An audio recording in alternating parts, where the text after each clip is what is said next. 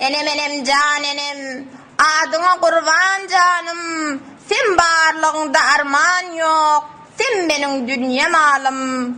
Sen kımmatlı bir mata, hiç gevhere değmezsin. İki dünya yürekten adam bolup gitmezsin.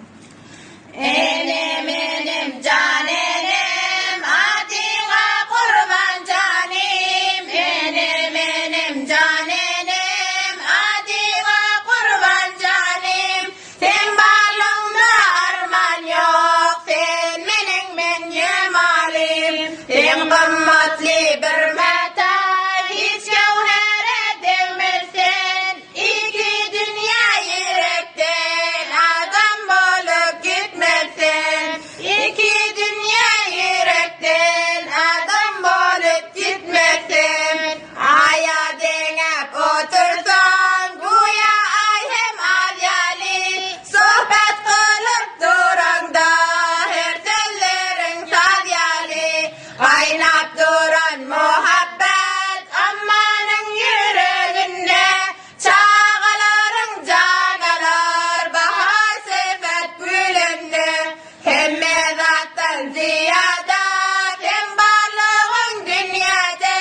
100 bin yaşap ötürlü, sen tek görmez cahannam. Dünyada parçalattan, kımmatlı sen canine. Muhabbetli baklığın, değmez ay bilen güne. Devletten bilen gider, gider bolsan hem gider. Bir gün gider bolasan, çağalan bahtiyatır. Mehmet'in Abdurrahim, hem mezattan ziyasen. Bahar yazan gönlükli, Ferdus senin ağasın. Sen bir nurana şemsen, ölmez gitmez yanmarsın. Yürek içre çınarlık, şahılarına konarsın. 9 aylık gövrende ağır yükü götürdüm. Balam dünya inecektim, şad buluptan atırdım. Çağa dünya inenne, yüzünden yalkım seçip, mağlayımdan okşadım, canıma canım koşup. Kede ağlap duranda,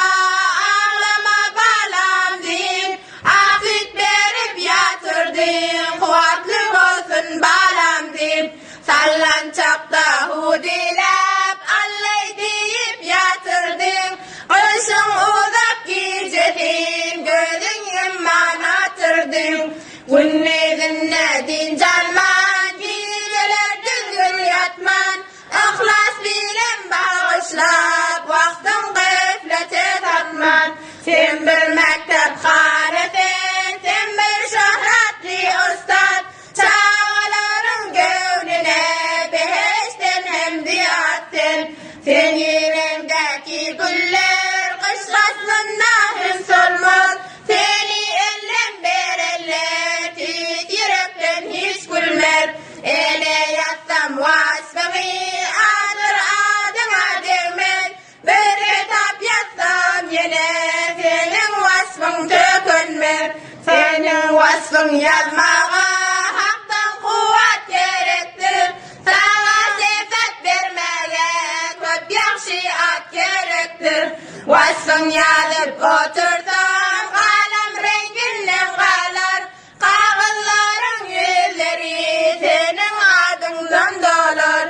Kağızların yüzleri, senin adından dolar.